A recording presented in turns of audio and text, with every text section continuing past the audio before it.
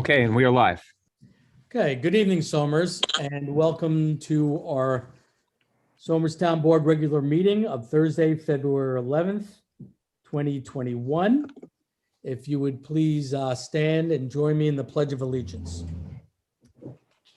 I pledge allegiance to the flag of the United States of America, and to the republic for which it stands, one nation, under God, indivisible, with liberty and justice for all. Thank you, and be seated. Patty, roll call. Councilman William G. Faulkner. Here.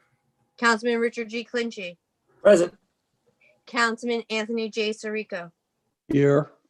Councilman Thomas A. Garrity Jr. Here. Supervisor Rick Morrissey. Present. Thank you, Patty. All right, our first item of business this evening is to conduct public hearings.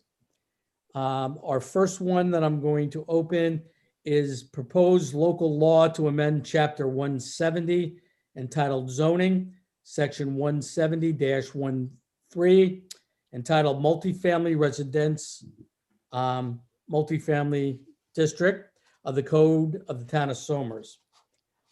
Patty, publishing and posting?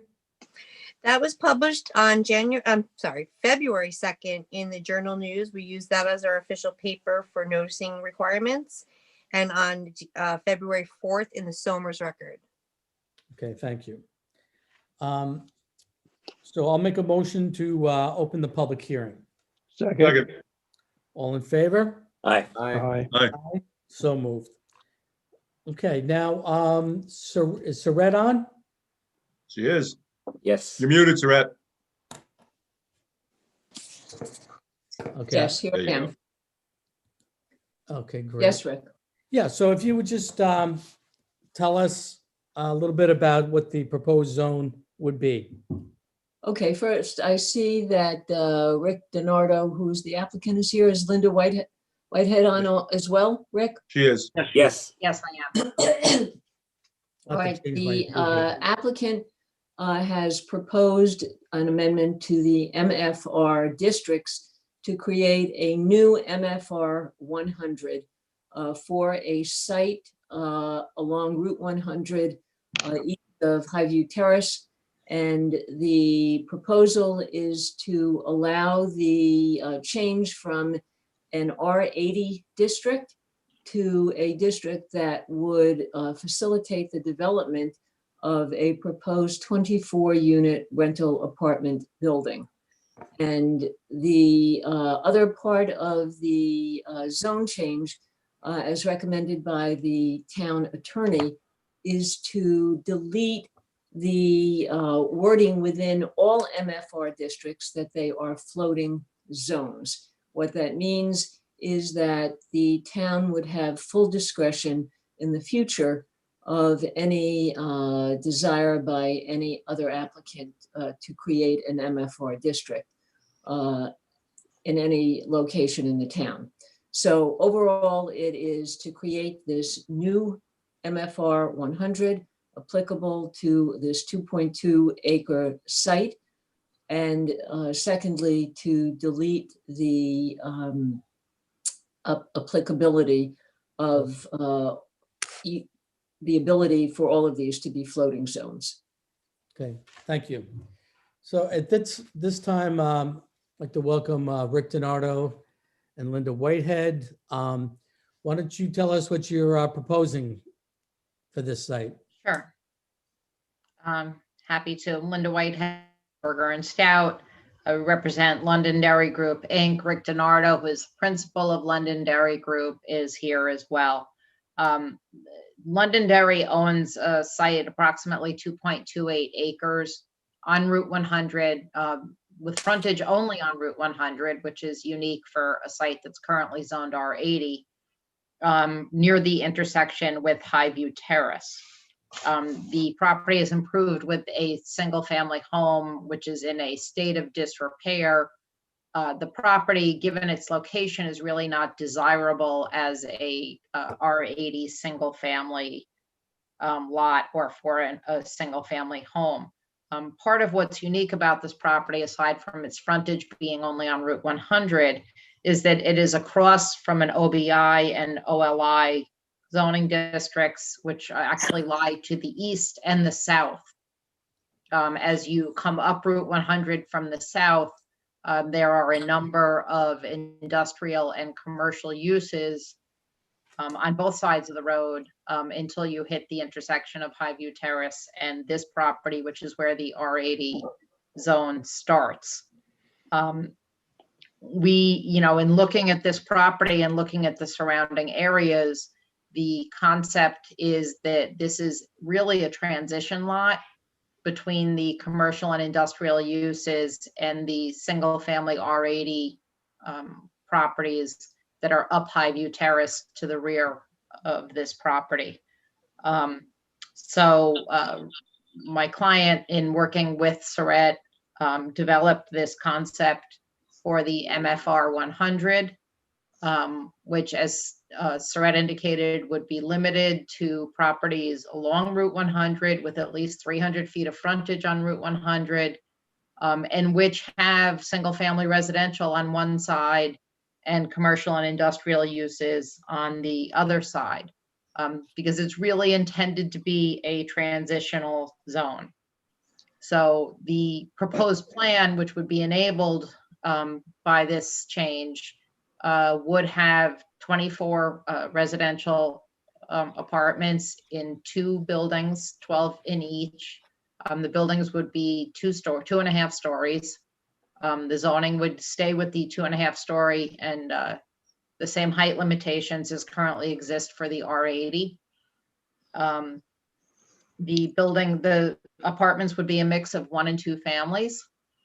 Some on-site passive recreation would be provided, as well as parking. So we think that this would be a good transition use. The design provides for a pretty significant buffer in the rear of the property to the single-family homes that are up Highview Terrace. We've also, in discussions with your board, we've made some modifications, increased the front yard setback to provide a greater setback along Route 100. We're also proposing an attractive stone wall with fence along the Route 100 frontage, similar to what has been done further up Route 100. And we think that by cleaning this property up and really making it an attractive transitional property, it also will provide you with a gateway to the hamlet as you come from the south and you pass the industrial and commercial properties. And then this would sort of be the first residential sort of transitioning you into the hamlet and serve as a gateway to the hamlet.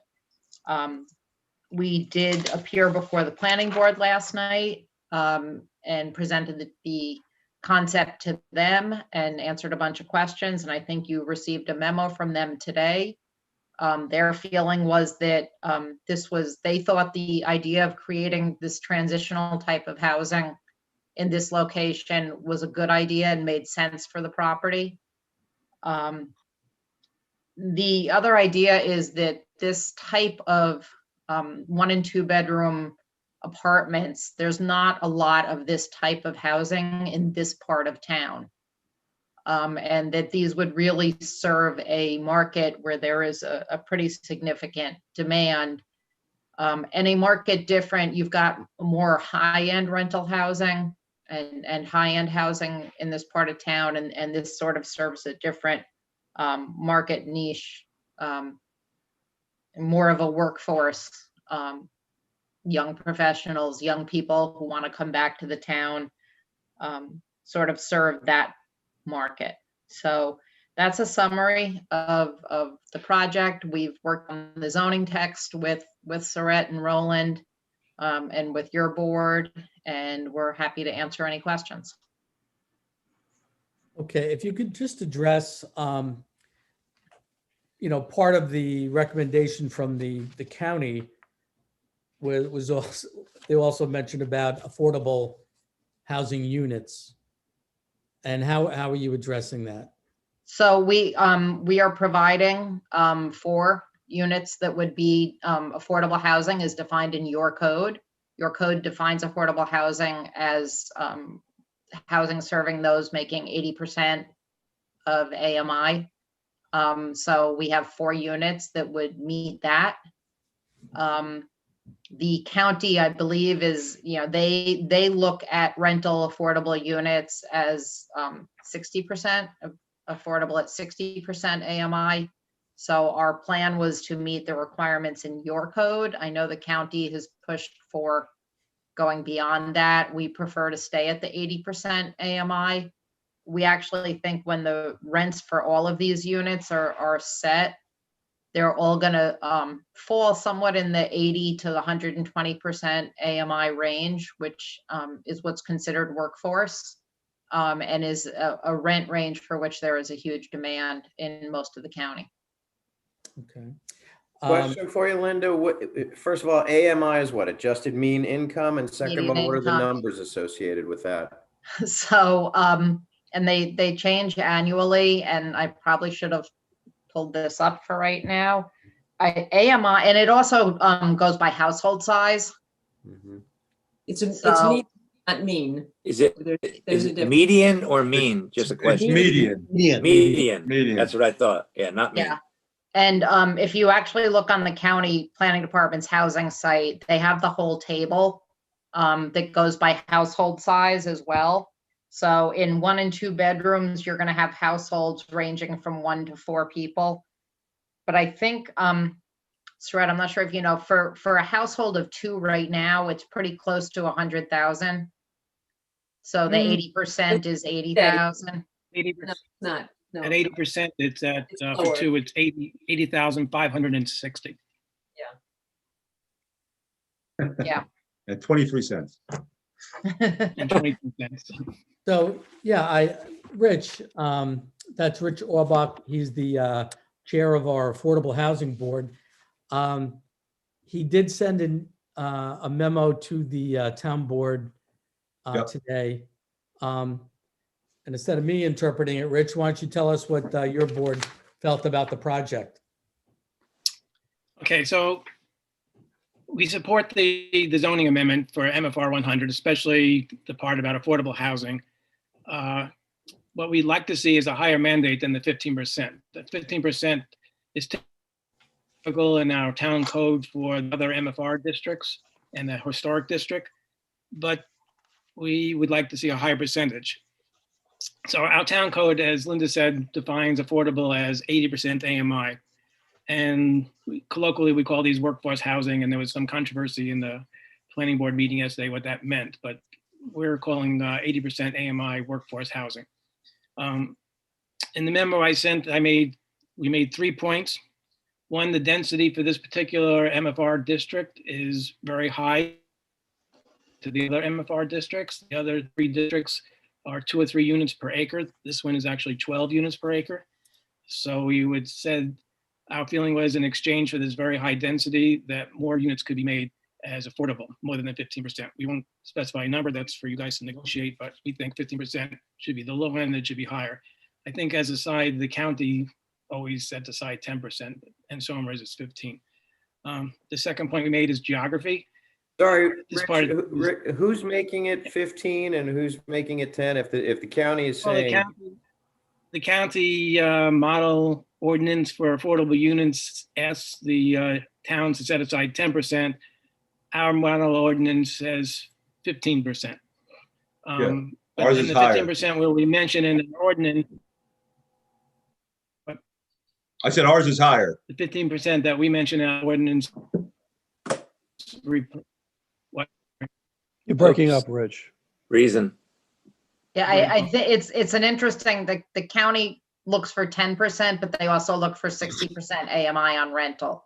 Correct. So Linda, are most of the projects in the county subsidized?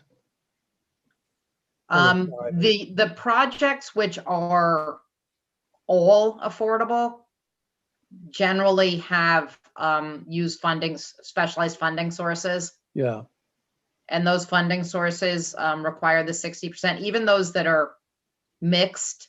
Not something like this where there's only 4 units, you wouldn't necessarily look for that kind of subsidized financing because it could only apply to those units.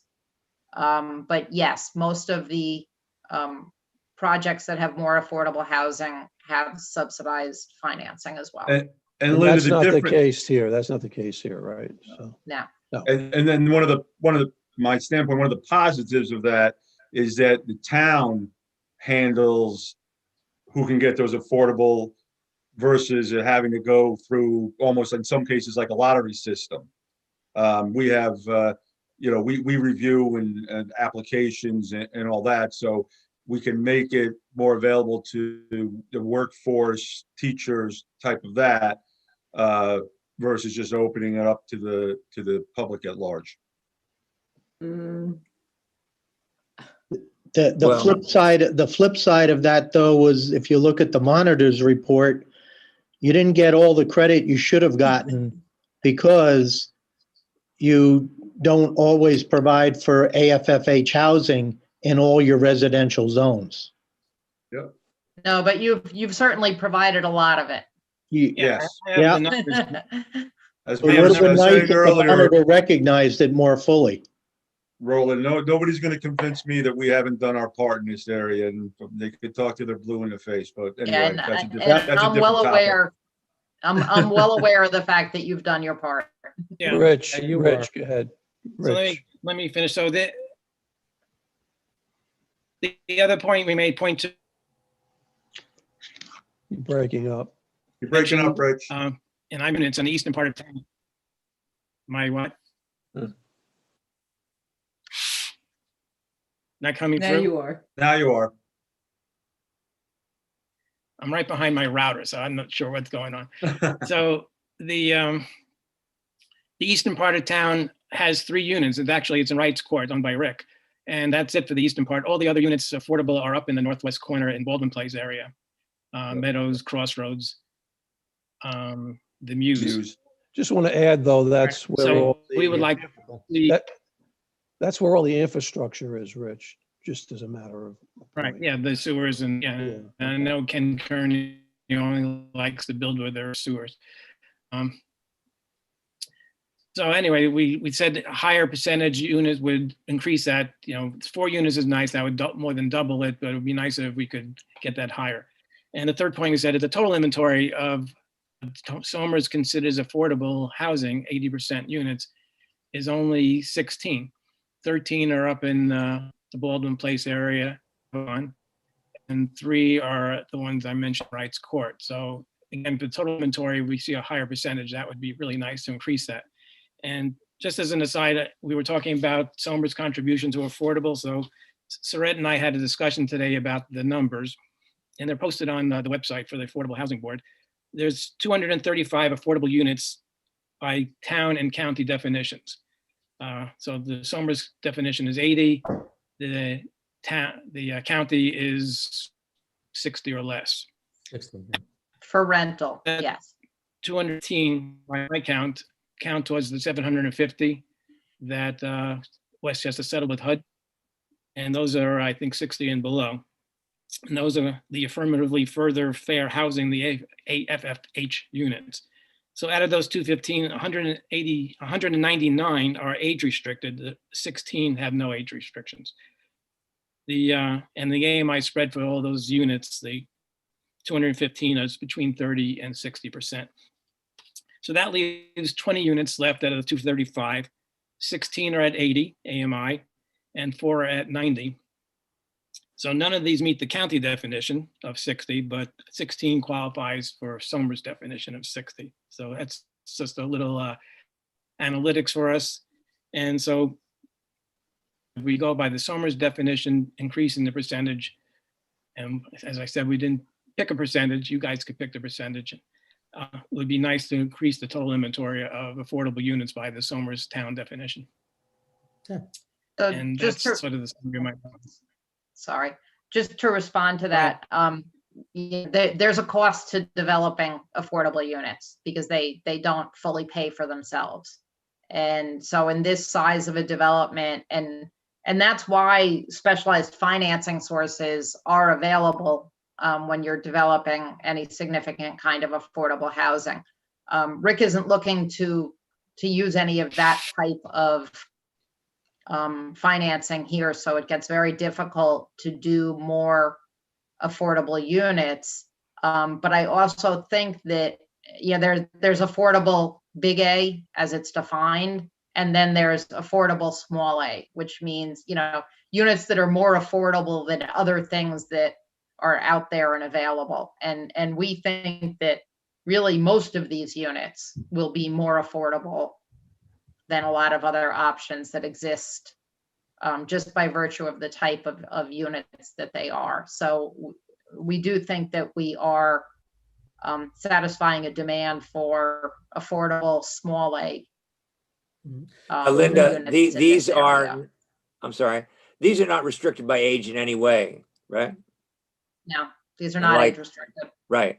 Are they, is Mr. DiNardo going to target them as when we were speaking with the development to the north, although those are not, have any age restrictions, the advertising, the placement, et cetera, they were looking for a particular cohort of people where they thought the market lay.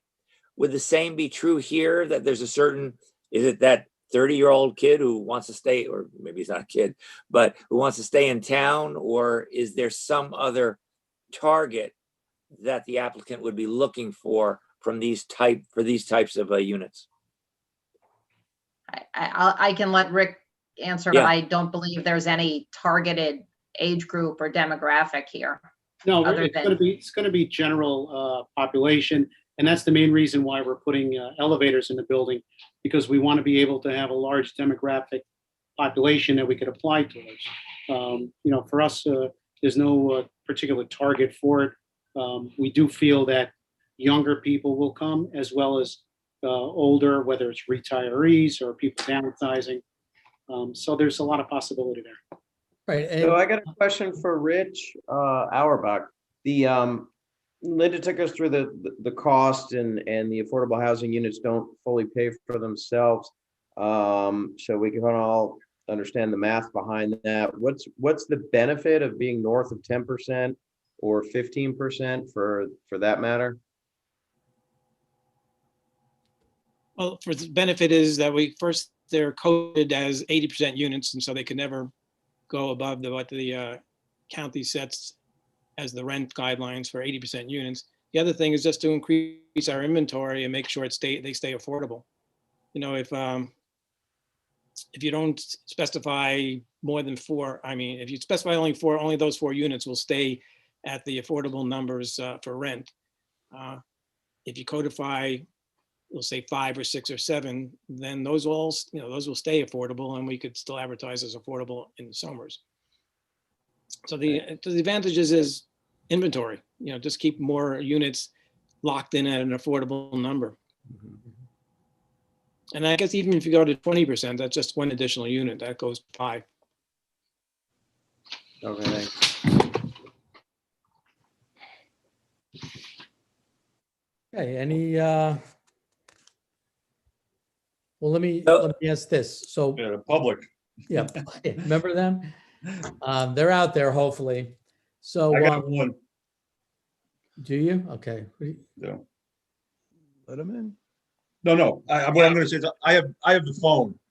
And what I'll say is, what I'll tell everybody is during our normal public hearings and public comment, please give your name and address, just so I know that, when I read it off.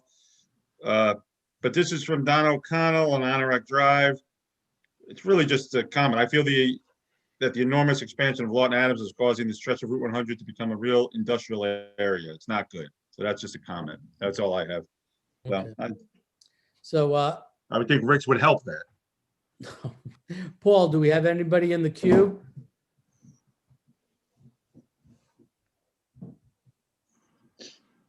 Paul, you there?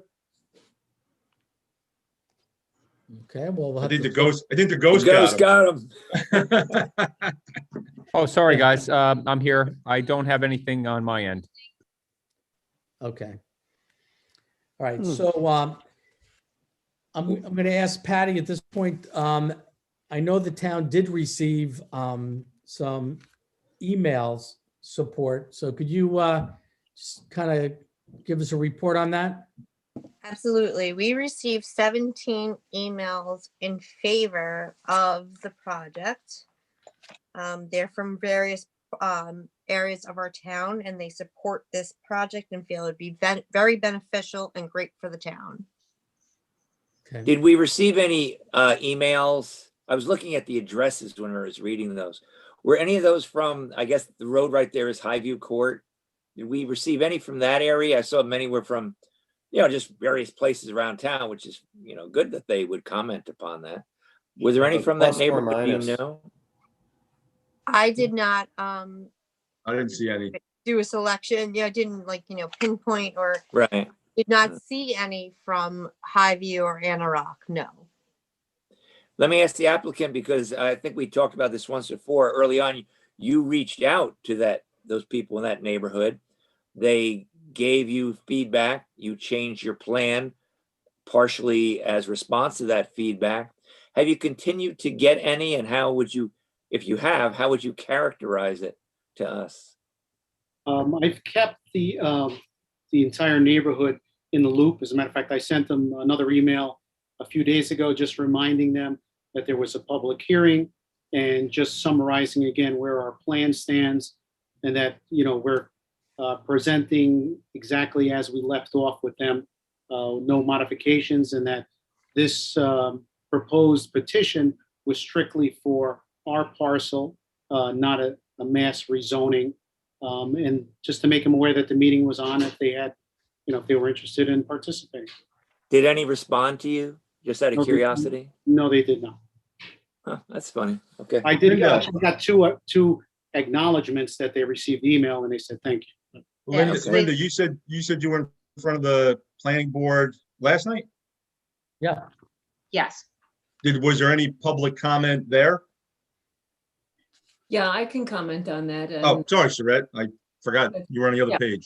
Yeah, I can comment on that. I actually forwarded to the town board the synopsis of the planning board's comments. And generally, they were all in favor of it. They felt that it was a good reuse of the site. They felt that it was appropriate, that as a transition use, it was appropriate. They were in favor of the affordable housing component of it.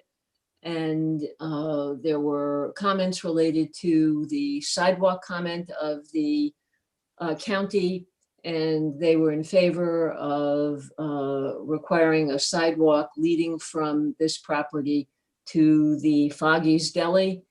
And just their overall opinion was that this was an appropriate reuse for this area, given the transition from the adjacent industrial and commercial uses headed towards the hamlet. And, Was there any public comment? Yeah, that's Bill? what I was asking. Was there anybody from the public speaking? No, I don't think so. Okay. It wasn't, Okay, it wasn't a public hearing. Public session? There will be, as we go down the line on this project, obviously you have your public hearing, and it's likely you will keep it open.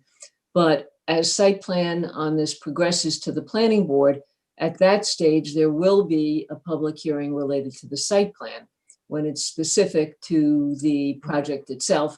You're dealing now with the zoning, but when we get to the specifics of the site, there will be public hearings at the planning board level. Okay. I got another comment from the public. Okay. George Azar, 265 Route 100. Again, it's a comment, not a question. If there's 24 shed apartments, there's a potential of 50 cars in one lot if all apartments are one-bedroom apartments, which the proposed site does have some two-bedroom apartments, which could be more cars. Okay. That was it. So, well, How many, that's- what's the breakdown? Tell me again what the breakdown is, Linda. One bedroom and two bedroom? Rick, you have that number? Yes, it's 18 one-bedrooms, 6 two-bedrooms, and 47 parking spaces. Yes.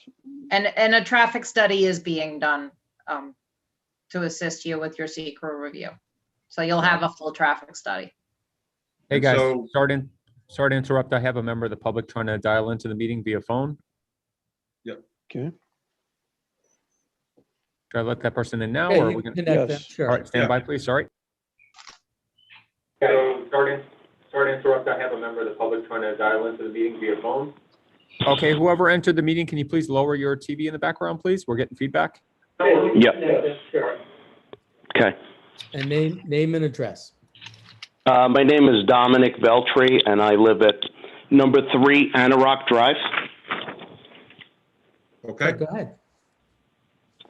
Good evening. There's a couple things that came out of the discussion tonight that I wasn't aware of. So I just want to make the board aware of some of the concerns that I would have, and I'm sure many of my neighbors would have as well. So first of all, you opened the meeting by saying that the suggestion was to make this not having this as a floating zone.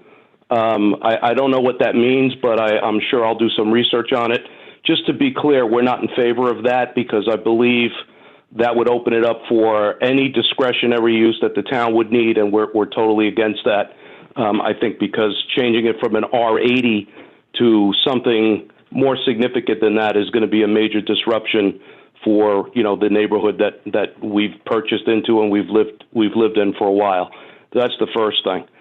The second thing is you continue to say that this is going to be a transitional property to transition into the town and the hamlet. If it's going to be a true transitional property, I think the town and the planning board needs to take a look at the eyesore at the corner of Froggy's Deli and everything across the street at Lawton Adams, because if you're going to put Rick's property, and we're in favor, we're not necessarily not in favor of Rick's property, and I'll get to that in a second.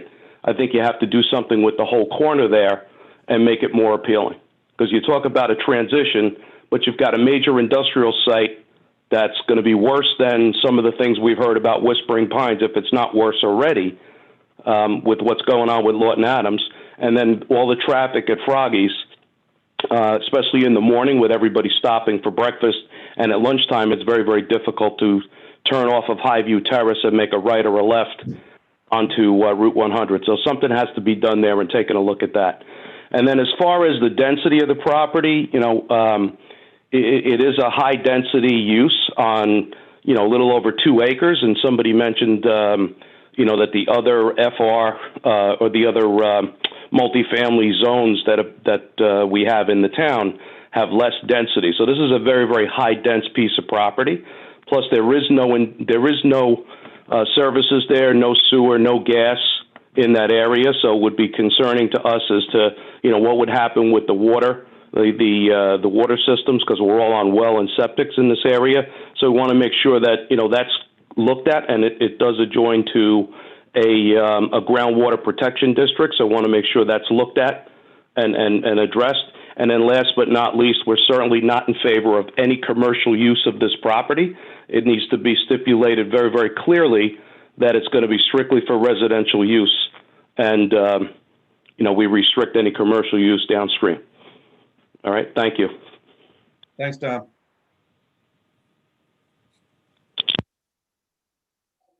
Rick, Rick, you're muted. So, Rhett, you want to describe a little bit better, not better because you already did it, but the multifamily district, residential district as a floating zone versus removing it from being a floating zone?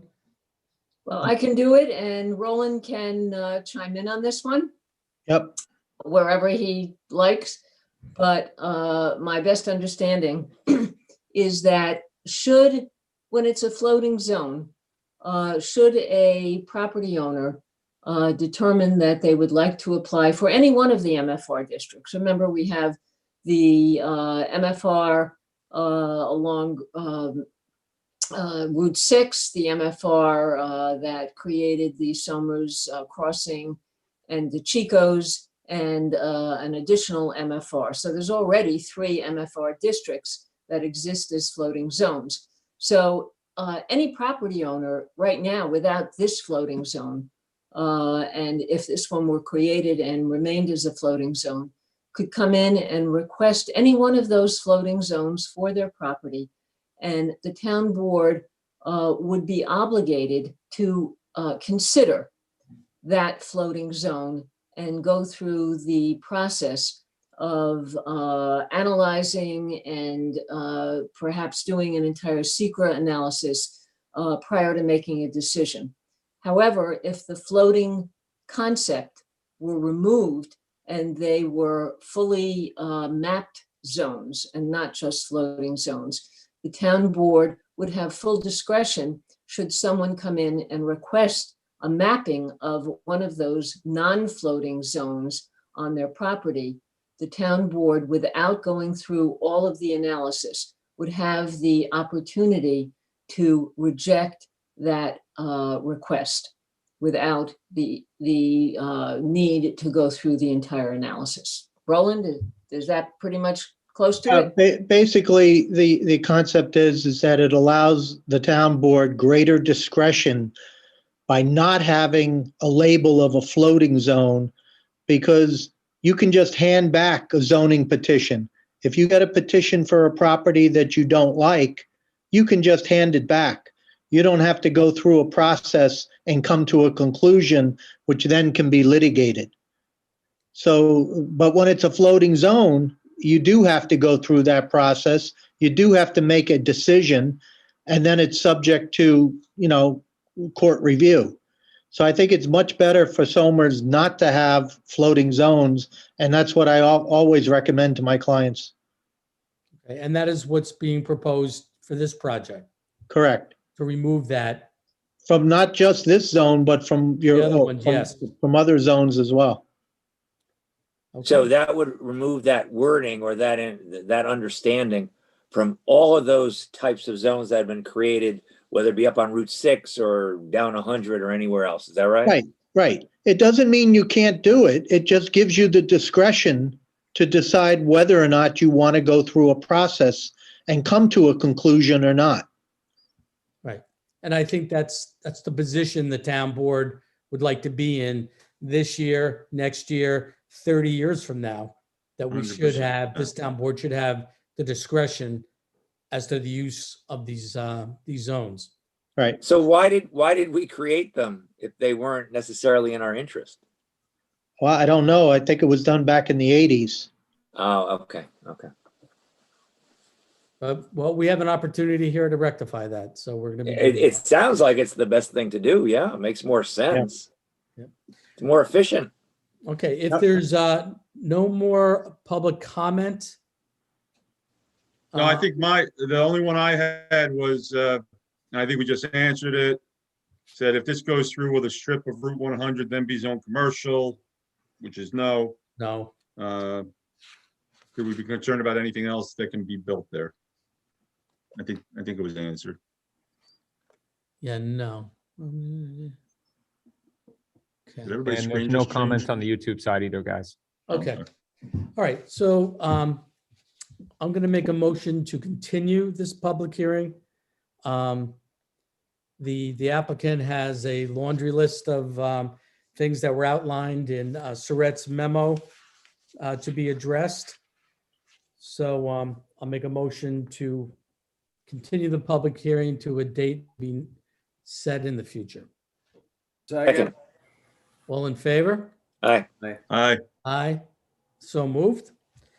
And our second public hearing tonight is on the proposed revisions to the Town of Somers Comprehensive Plan Update adopted February 11, 2016, with regard to the creation of a new MFR 100 zoning district in the Town of Somers. So publishing and posting on that, Patty? That was published in the Journal News as our official newspaper due to noticing requirements on February 2nd and in the Somers Record on February 4th. Thank you. Okay, so Rhett, if you could give us a briefing on what this means to the comprehensive plan. What do we need to do? Just basically zoning needs to be supported by a town's comprehensive plan. And since this was not envisioned at the time of the 2016 comprehensive plan, there are minor amendments that need to be made to the comprehensive plan. And as a result of that, there needs to be not only this public hearing, but a second public hearing later in the process to make those amendments that would be consistent with analyzing these changes and adding them to the comprehensive plan. Okay, so whatever we did to chapter 170 would have to be reflected in our comprehensive comprehensive plan update, Correct. correct? Yes. Saret, so we're in an area here where we're making modifications on the zoning, or we may make modifications on the zoning. When we redid the master plan or the comprehensive plan in 2016, did we take a look at this area, or did we just kind of go from the 94 plan to the 2016 plan and just kind of accept it? And if so, would this call for the need to relook at that aspect of the comprehensive plan? Because now, well, we open the door, let's take a look at what we do want that area to be. Or would that be not necessary? We discuss it, it's clear. Just wondering out of curiosity what you think. I haven't looked at that section recently, but I don't think we did anything major in that particular area.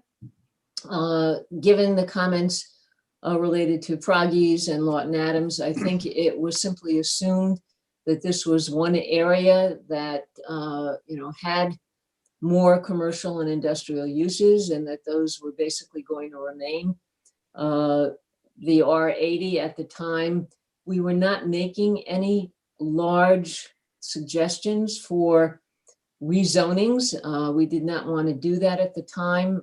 The Comprehensive Plan Committee that had worked for many years prior to me taking their recommendations had not made any particular recommendation in that regard.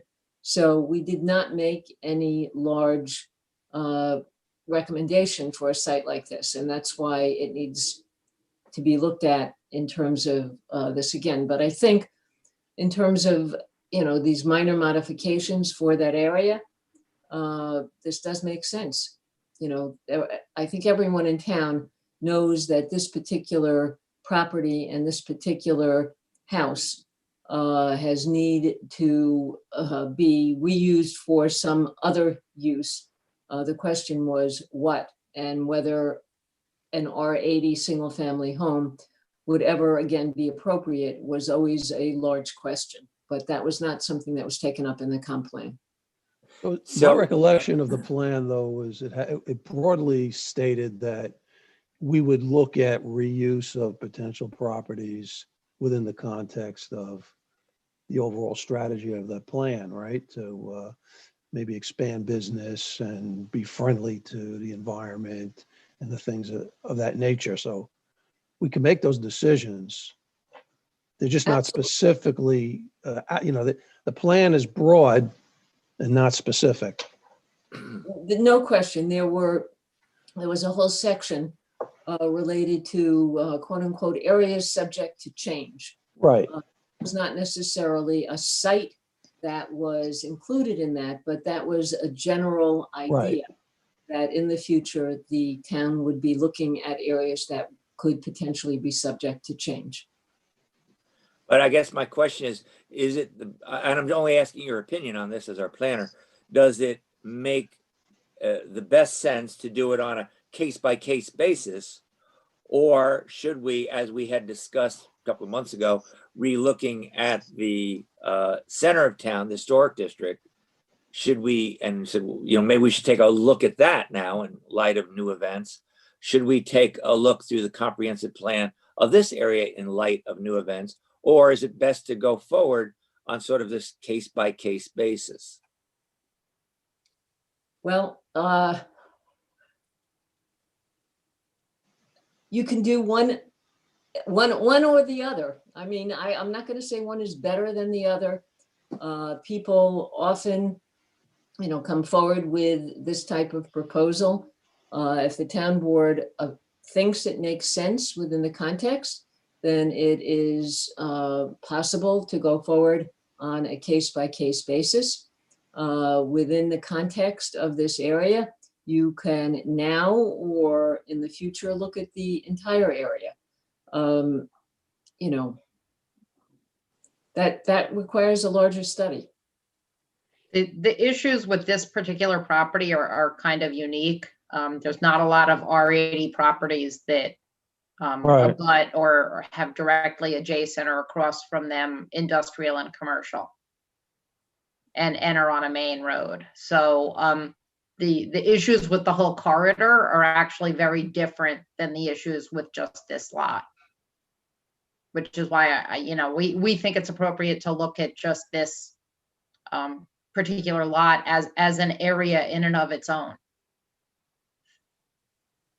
Gotcha. And I don't think you're going to get your commercial and industrial uses to go away.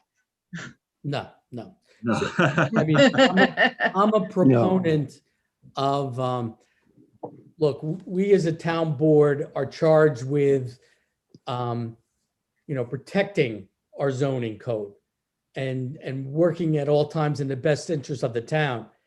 And I don't think that would be served by doing some kind of a general zoning relook at the corridor. As Linda just mentioned, this is kind of a unique reuse of an R80 parcel. I don't know that you'd ever be able to sell a single family home on that parcel opposite a industrial area.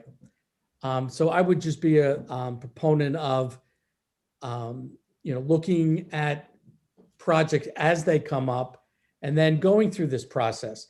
I don't think there's a broad brush. We can take a look at the Route 100 corridor and say, okay, well, here's another R80. Maybe we'll allow the multifamily district without having a good reason to do so. I would want an applicant to come in here, as Rick DiNardo has, and convince an existing town board why we should change our zone. I think Rick has made a very good case here. And I would want any applicant in the future to deal and challenge our codes the way they currently are, not to do a study and revamp them. No, I understand that. And I understand that this seems to be a unique property. My only point is I've had people ask me, so what is the town's vision for that area? Is that something that the town is looking to expand in? And if so, what will it look like? I think they're looking more for that vision. I'm simply asking Surratt, and this has really nothing to do with Mr. DiNardo's property, whether or not that is something that we should do, as people have asked me that question. So I'm just asking out of curiosity. I understand that point of view, that this seems to be a property that has a unique, and maybe you do look at it separately, in its own light. So that's my question. So I understand Surratt's answer. Okay. Good. All right. Is there any, Tom, any public input No. on the issue? It's kind of redundant to what we just went through, but Right. Yeah, no, there's nothing. okay. Paul, anything? No, nothing on this side either, guys. Okay. Okay, with that said, now just refresh my memory. Did I open the public hearing, or did I just ask for publishing and posting? I think you opened it. Yeah, I think you did. Okay, so let me then make a motion to continue this public hearing. Second. All in favor? Aye. So moved. Okay, thank you. I want to thank Linda and Rick. Thanks, Linda, for Rick. your participation in the public hearings tonight. Yeah. You're more than welcome to Thank you. hang out and listen to the rest of our That's meetings. okay. I spend enough time on these meetings. Or you could Good go night. watch paint dry somewhere. Yeah. I'm going to go eat dinner, actually. Okay, Rick, very Oh, good. Yes, Surratt. Yeah, Rick, can I just say what the board can expect to happen next? Sure. Yeah, there was a memo that you alluded to that was provided to Linda related to the items that they need to study. And we had a conversation between Linda, myself, Joe Barbagallo, and that is related to all of the studies that they need to provide to the town board as lead agency under secret. So those studies and reports are up to the applicant and any of his professionals to undertake. And, we'll be in communication with his team and Linda. And as those become available, they will be provided to the town board for review by the board and by myself and Woodard and Curran. And you will be able to proceed to look at the environmental impacts of this prior to analyzing how you want to proceed on the zone change. So that is the secret process as lead agency that has to continue now. Right.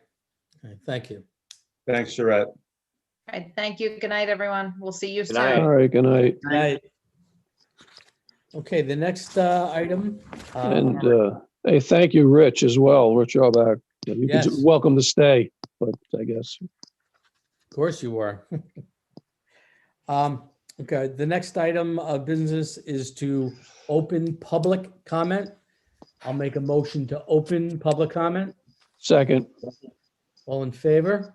Aye. Aye. Aye. aye. So moved. I have nothing. Okay, and I see Paul, you can keep that up there for a little bit.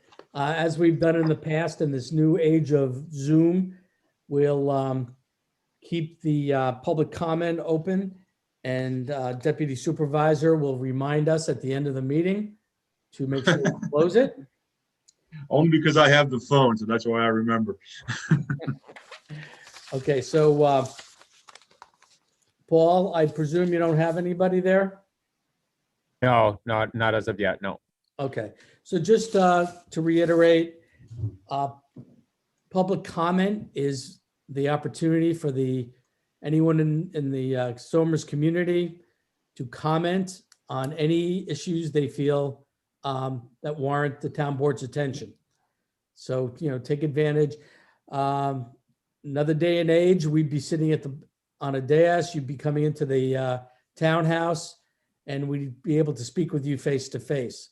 That isn't the case at this point, but this is the mechanism we're going to go through. So there are numbers on the screen. You can access the meeting via the Zoom ID number on the red screen in front of you. So our next item of business would be department reports. Patty?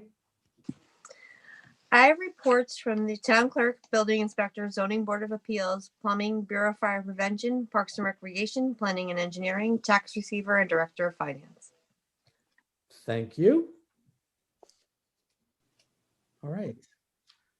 Next item of business is under town board or Town of Somers COVID update. So we were seeing a reduction of numbers coming off of the holidays. There was a jump up during the week.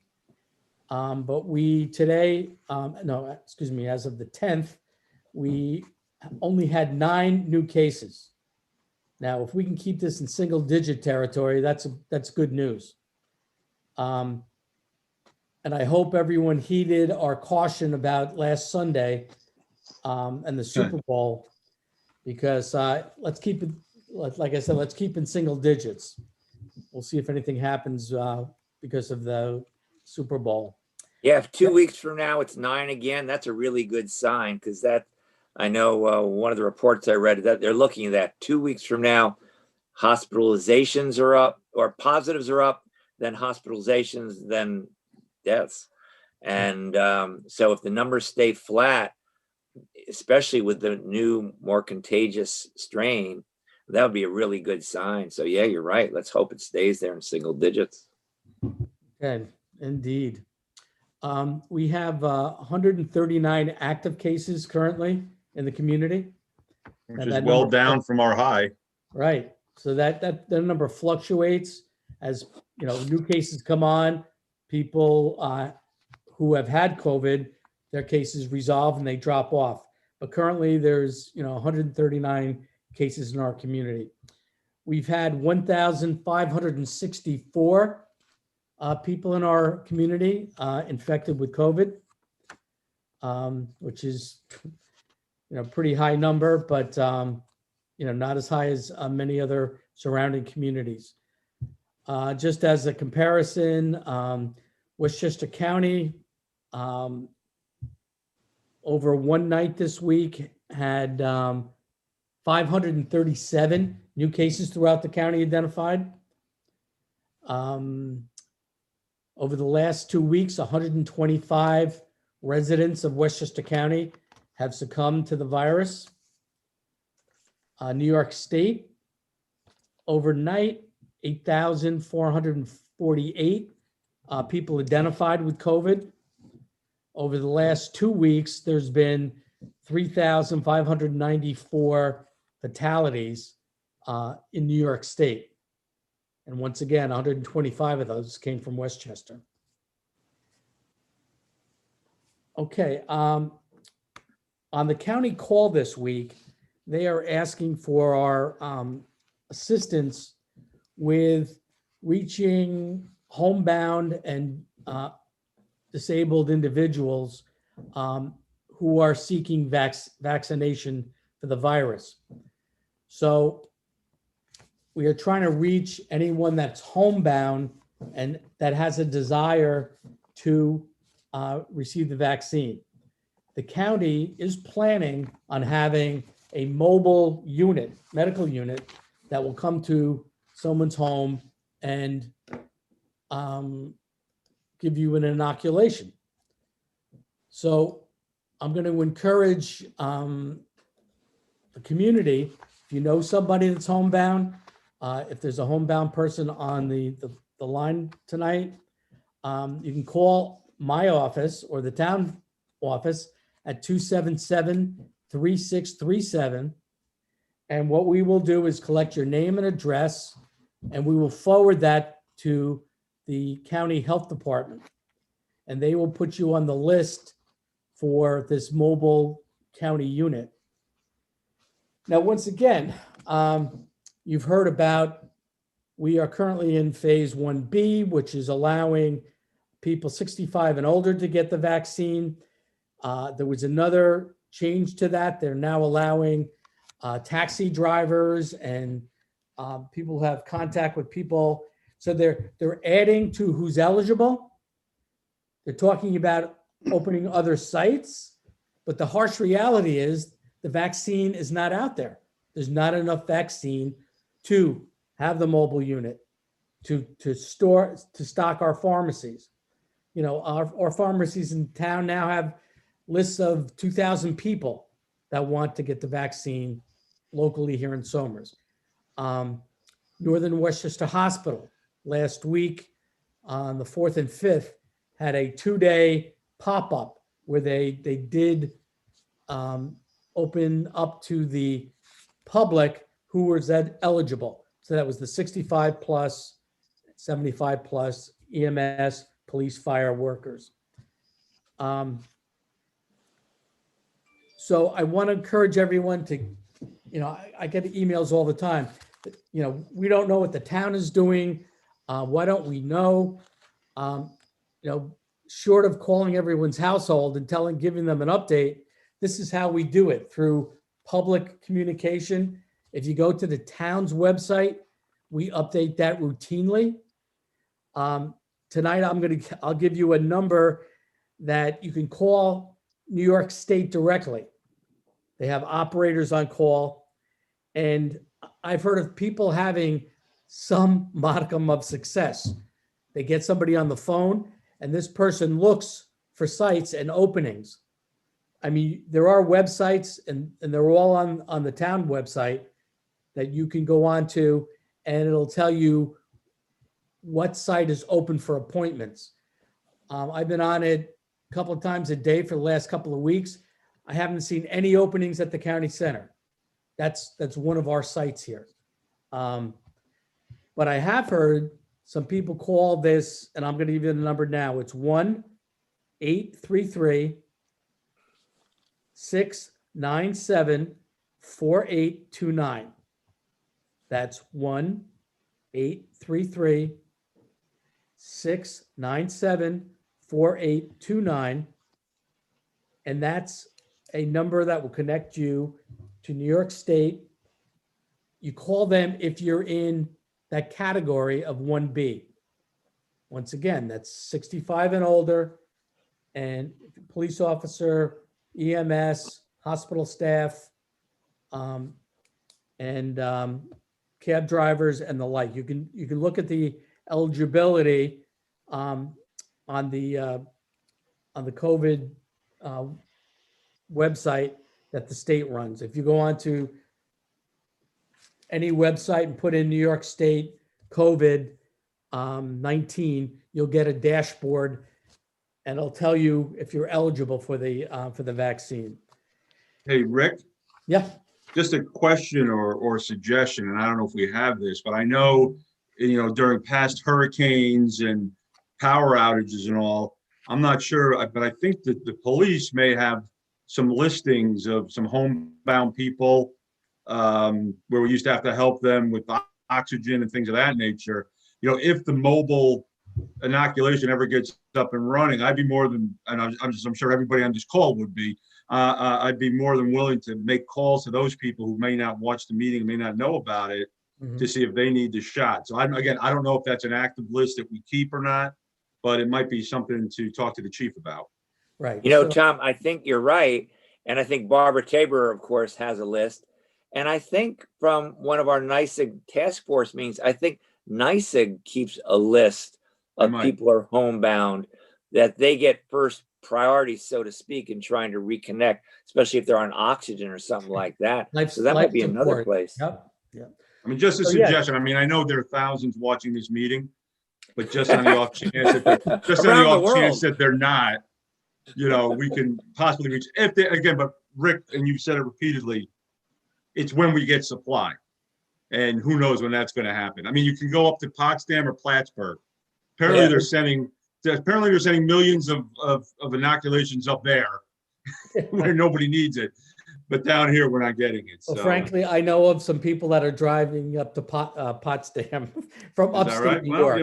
But just to your comment, Tom, I sent memos out to the chief, Steve Ralston, just in case, and Barbara Tabor for any kind of listing of their homebound individuals. So we're going to start collecting these names and giving them to the county. And when and if when and if we get the vaccine, we'll certainly mobilize. And if we need to call some of these folks, we'll certainly do that. The chief was saying he does have a list of at-risk people. Now, his at-risk people may be just people who are over 80, not necessarily homebound. They could come out and get a vaccine at say, Somers Pharmacy or CVS. But we're going to do our part, and we'll outreach to Heritage Hills as well to see if they have any homebound people. Because once again, their security office keeps lists of those type of folks as well. Excellent. So that's the COVID update for this week. It's better news than last report. So let's hopefully that'll be a trend.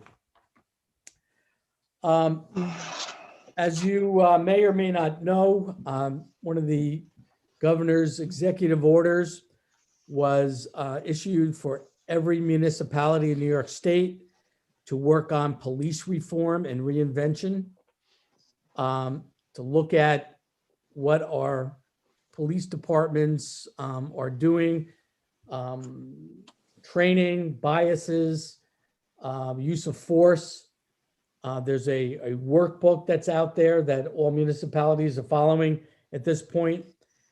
We've been at this for quite some time right now.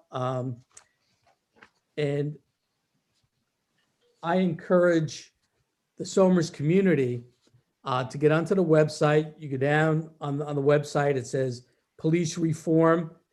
Click on that. There are a number of different areas that need review. Some of those are the charges that we have to do are review the needs of the community served by its police agency and evaluate the department's current policies and practices. Establish policies that allow police to effectively and safely perform their duties. Involve the entire community in a discussion. Develop policies, recommendations resulting from this review. Offer a plan for public comment. Present the plan to the local legislative body, which is us, to ratify or adopt. And then certify the adoption of a plan to the state budget director. And all this has to happen before April 1st or on April 1st. So with that mandate, we got that mandate probably back in mid-October. We've done the following. We have an ongoing Somers Community Council, which is made up of community groups, the schools, religious groups, Chamber of Commerce is on there. And this is a group that gets together. We have presentations. We talk about community issues. We talk about not so nice things that have happened in our community and how best to address hate in our community, in our schools. So we use the Somers Community Council as one of the bases for pulling together to restart to review police agency use of force, what their training, their bias training is. So we've had meetings with the community council on October 21st, where we introduced this to the committee. On December 16th, we had another meeting of the Somers Community Council where we started developing and asking for members who wanted to work on a subcommittee. On January 14th, at our town board meeting, we had a discussion like this where we opened this issue to the community. And once again, we welcome all comments, either email, phone calls, any way you want to communicate with the town board about what your experience is or what you would like to see happen regarding reforms of our Somers Police Department. On February 5th, we had a subcommittee meeting, which was last Friday. This was the formation of our subcommittee. This is made up of, let's see, I think we had 6 individuals. And this subcommittee we can expand and contract as there's interest in it. But this subcommittee, I charged with coming up with the outline of our plan. So the chief, Driscoll, is part of this subcommittee. He's in the midst of pulling data together because that's what the subcommittee wanted to see. What type of responses? The chief is saying, he responds to between 4,000 and 5,000 responses a year. And he also mentioned that, he receives little to no complaints regarding his police force. On the contrary, he gets, and we've all seen them, commendations from people in the public who have had encounters with our police force and have had a very good experience. So, as I look at this exercise for us, can we improve policing in the town of Somers? By all means. The chief will be the first one to admit it. But if we look at the town of Somers in relation to the nation, we're a different type of community. Do we still have the same biases built in all of us? Sure we do. You know, these are ingrained, and we have to examine them. And that's what this activity is all about. If we can improve training, if we can improve, you know, how we respond, how our police de-escalate situations. There's been a rise, and this is no surprise, in domestic violence responses. You know, we have a specialized officer who's been trained in this type of response. And unfortunately, she's been very active responding to these things. So we'll review her protocols, and if there's anything we can change or to make that better. So on February 16th, there's going to be another subcommittee meeting. We plan a public hearing on the 4th on police reform. So this will be our draft plan, which as soon as we get it drafted, we'll put it up on the website even before the public hearing for public consumption. And then on March 11th, we'll develop our final plan and present it to the town board for review and approval, and pass the resolution. And then on April 1st, we'll have it ready to submit to the state budget director's office, as is outlined in the governor's executive order. So I just want to kind of wrap this up by saying, you know, this is your community. This is your police force. We want to hear from you on any and all suggestions you have on making them a better force. As I mentioned, the chief said, you know, look, he's always open to suggestions. We can always do better. And going through this process, hopefully we'll be able to identify areas that we can improve. So that is the police reform and reinvention collaboration that we are currently working on. Excuse me, Supervisor, Yes, just make a motion to schedule that public hearing. thank you. I'll make a motion to set a public hearing for discussion of the police reform initiative for March 4th. Second. All in favor? Aye. Aye. Aye. So moved. Thank you, Patty. Okay, let's see. Let me make sure I just covered everything. Subcommittee, public comment, check website. Okay. So our next item on the agenda this evening is tax certiorari settlement. I think Roland, you have some information for us.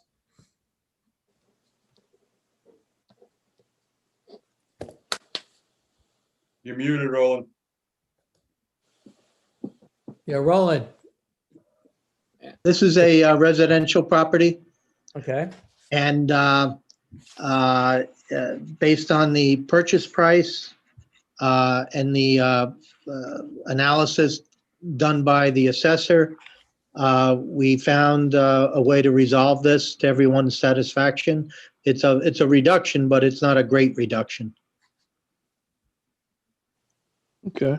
Okay. Now, do you need any action by the town board? Or I need you to authorize me to sign the consent judgment and stipulation. Okay. That'll be a motion to authorize the town attorney. Do I have a second? Second. Second. All in favor? Aye. All right. Aye. Good job, Roland. Thank you.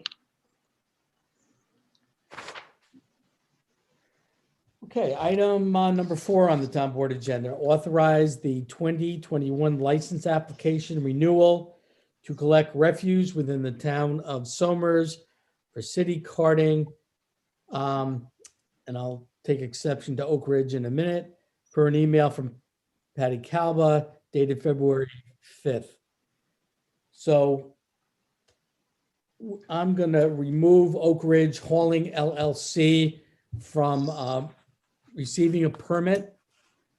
They have not had a permit throughout 2020 because they were consistently being complained about starting refuse pickup before the allotted hour of 7 a.m. that they've been complained about going through neighborhoods at 5:30 in the morning.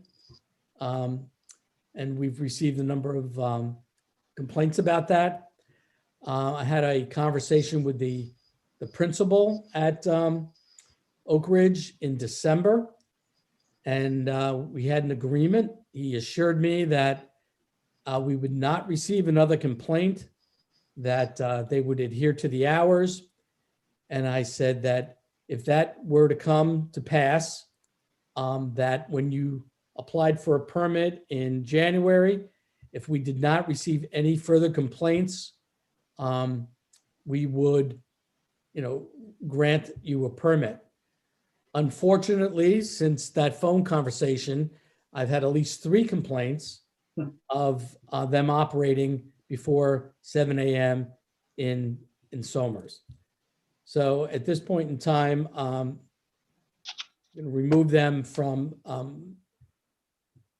their application. We're not going to entertain their application to practice business. And in fact, if they have not received it yet, they will be receiving 2 violations from our building department, one for operating without a permit in the town, and the other one is for operating outside of the working hours. So I'm going to make. Yeah, how does that Rick, work? this is all effective as of what date? Excuse me? This is all effective as of what date? Well, these refuse permits are issued, Patty, every January, correct?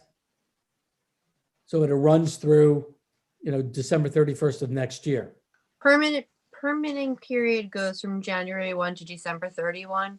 Although it's not, actually, this is actually hitting our agenda kind of early. By the time I get everything in order and so on and so forth, it usually hits our agenda like March of every year. So Patty, we have many more than 2. That's what I'm looking at this.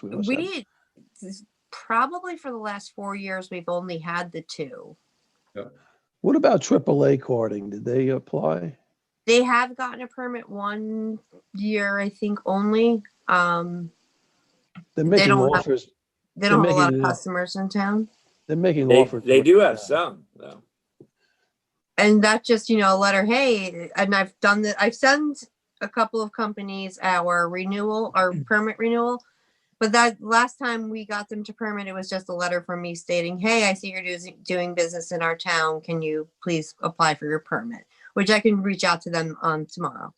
Okay. I have a question about I'm sorry. Go ahead. No, I'm finished. Go ahead, Rich. I have a question about city carding. So several years ago, you remember city carding added on a surcharge because for recycling, because the market for recycling internationally had basically fallen apart, particularly because China was not accepting from the United States recyclable materials. So it became more expensive for them to recycle, which is required by the law. So they added a surcharge on to the bill. Now, I'm just wondering, is that obviously it's not in perpetuity. I'm just wondering if they've addressed that, Patty, with us, or if they have had any discussion, or do they each year apply for that surcharge? I think it's only $2.50, but they said at the time it was temporary just until the market sort of evened out. Do we know anything about that? No, I do not. Although I will tell you that city carding's rates have gone up. Yeah. And which is in the documentation that I sent you. Yeah, no, that's true. Would it be possible for you to just ask them about that? How long do they foresee that surcharge to be added on to their basic rates? Or have they considered it? Or they say, hey, we just forgot about the thing. Just give it. So you can delete that. Just wondering what they would think about that. I mean, I'm all in favor, of course, recycling. The more recycling, the better for everybody. Just don't want it to be a pass along automatically unless necessary. Or they might just tell me, oh, that dropped off. These are just our new rates. Yeah, right. Well, that's true. That's true. So, Rick, I mean, just for, with this Oak Ridge, I talked to you about this, or we emailed about it back and forth. I tried to get in touch with them 3 times, I think, at the end of last year, and did not even receive a return phone call. Yeah. So I was very happy that you were able to get in touch with them. Again, this has been going on for a long time, so this is not, we gave them plenty of leeway. Plenty of leeway. What's the enforcement framework here, though? I mean, you don't give them the permit, but they'll say they just come in town and do it anyway. You give them a Right. violation. One violation, and then Well, they, you'll give them another one if we see them again. I mean, we'll continue to give them violations. Each Plus time they pick up, I guess it's a violation, right? Right. There's also, somebody's going to have to contact their customers and tell them that they're no longer able to be their customer. And it's I gonna don't, be- that, I'm the permitting entity. I get all the garbage complaints, and I really don't think I should, because again, I'm only the permitting entity. After that, it's not up to me. Go to the building department. We have it's a code enforcement enforcement. officer. And that's part of his responsibility, and he's doing it. He's. I've had many conversations with Oak Ridge, Winter Brothers, whatever you want to call them, over the years, and I've just done it because I've been asked to, but I'm not the one that's going to call them and tell them they need to get rid of their customers, or tell our residents that they can't use them. So, although this forum obviously is doing that, but Mhm. Yeah, that's fair. somebody needs to address that. Well, I think it was a fluke that when we called Oak Ridge that I got a hold of the principal there. He was probably regretted picking up the phone call. Did he say, "Oh, hun," when he picked up? No, but he wasn't too happy when he hung up. So, we'll just keep violating them as we get documentation. Even if it's 8:30 or 9 o'clock in the morning and there's a Oak Ridge truck picking up garbage in our town, that's a violation. So I'm going to have the building department be on the lookout for that.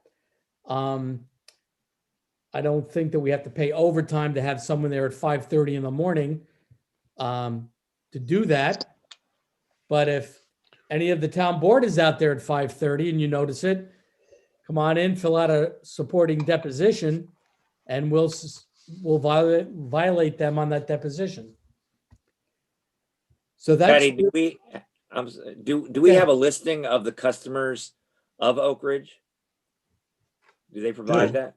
No, each refuge permit renewal application has to provide us a list of 50 customers. Not all of them. Actually, I think it's now 20, but anyway, only a small sampling of their customers, just to show that they have a customer base in the town. So that wouldn't be the vehicle by which we could contact those people. We could contact some, but not all. No, I'm not sure it's the town's responsibility to be contacting a business's customers. Your responsibility is to violate the person who's operating without a license. But I wouldn't get involved with with telling the customers we'll be charged with tortious interference of a contract. Good advice. You're right. So I don't think you should do that. Yeah, nor do we want to take on another task. We have plenty of them. So yeah, we'll just keep issuing violations and make it. They really shouldn't be doing business in town. So at this point, maybe a news article about it would be appropriate. right? Well, hopefully the press will review this town board meeting. Okay. So I'll make a motion to authorize the 2021 license application renewal for Somers Karting. Second, All in favor? Did you mean city carding? city counting, right? Yeah, what did I say? Somers Garden. Close. Oh, yeah, city carding. Thank you. Second. All in favor? Aye. Aye, so moved.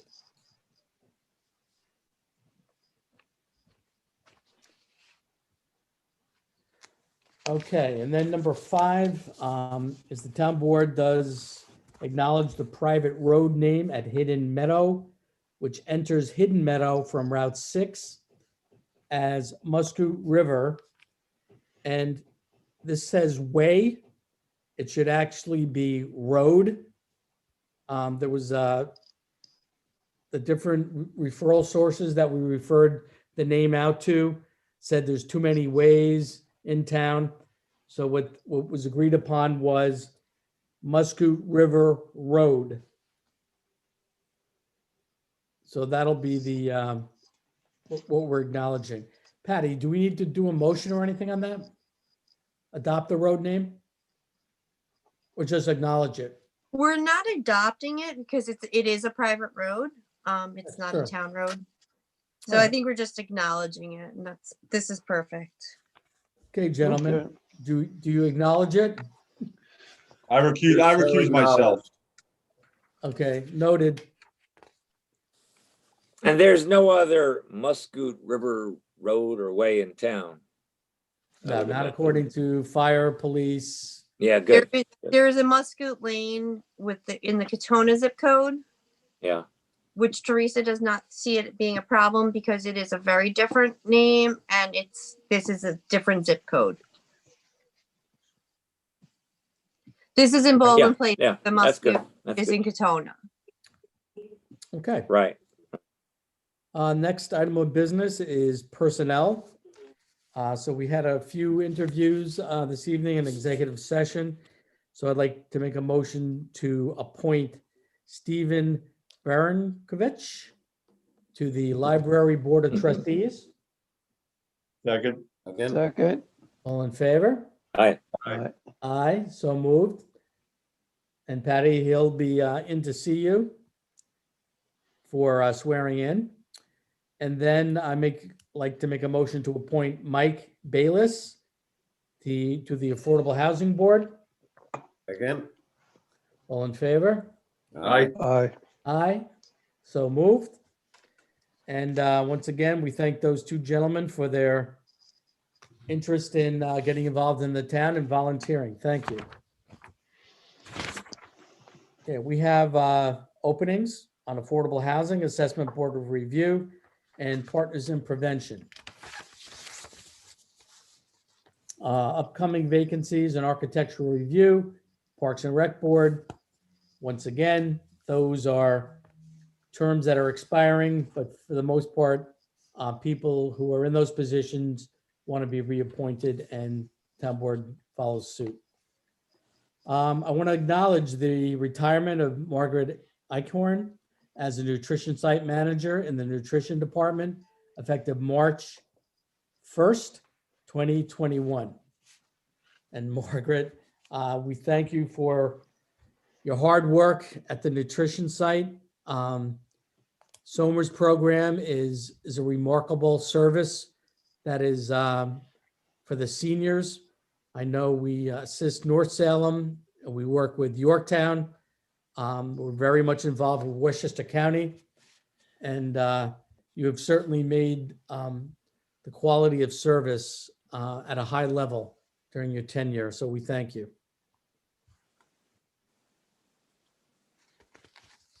Okay, coming up on our consensus agenda. Items 1 through 7. If there's any questions on those. Hearing none, I'll make a motion to adopt our consensus agenda, items 1 through 7. Second. All in favor? Aye. Aye. Aye, so moved.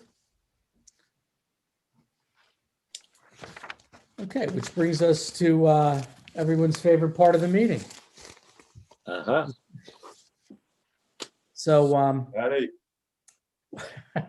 our next meeting will be a town board work session on March 4th. there's a lot to do between now and March 4th, so we'll be very busy. Patty, you're on mute, but unmute yourself. So, it is the middle of the winter, and I guess there's not a whole lot going on in town. So I have, again, this week have no announcements. So I will keep in the tradition of the fun fact. And I thought long and hard about this one and came up with this one. I was going to do a Valentine's Day one, and I said, no, this one struck me. So on this day in 1980, Lake Placid Winter Olympics opened in New York State. Wow. No kidding. And if anybody's been to Olympic Village, it is beautiful. And one of the best hockey games ever. Yes. Yeah. The Miracle on Ice. Ice. Yeah, awesome. All right, gentlemen, I guess you've been one-upped. Any other? Yeah, Rick, I'll just say real quick, something that we've all said, we've been lucky for many, many years to have very, very good highway superintendents and crews. Tommy always did a phenomenal job, and Nick is picking up here. I mean, and it's really after a first year of not much snow, boy, oh boy, is it coming back tenfold on him. So just, and I know we have a very, very experienced plow driver out there who loves to plow in the old superintendent who goes out there and has so much institutional knowledge. But to Nick and his crew, really has been fantastic. They've been doing a great job keeping up the tradition of all of our highway superintendents, from Ozzy to Tommy and now. So just keep up the good work. It's tough. They don't get a lot of sleep. And just know that the town board and the town in general, if you look on social media and elsewhere, really do appreciate it, because it's kind of like that picture we saw years ago, Rick, on Lovell, where it was bare pavement and you got to the border and there was an inch of snow. They do a good job so people in Somers can get around safely. So just a job well done. And they're going to get hit again this weekend and probably next Tuesday. And just seems to be a winter. Yeah. This is a winter from my childhood. Yes. I can remember it snowed and the snow didn't leave the ground until the spring. I told my son, I told my son and Brenna, I said, this is like you just said, Rick, when we were kids and you would snowplow the driveway, and sooner or later you got to a spot where the snowplow couldn't make it over the snow from the previous storm and you had nowhere to put it. So you put it out in the road and the guys on the plows got mad at you. Yeah. But, Don't tell Nick. Don't tell Nick. Yeah, exactly. That's where we're at. I want to reiterate your comment there. Nick had some big shoes to fill, and he's doing a fantastic job. But earlier in the week, it was snowing. I was going up Lovell Street. It was all nice blacktop, crossed over into Carmel, Mayapack. Road covered, snow covered. So I went up on Route 6. Route 6 was, because it's heavily traveled, was all blacktop. And then I said, you know what? I'm not going to come back down that way. I'll use Somers roads to get home. So I went down 118, blacktop, all the way over to 202 up Lovell Street, blacktop.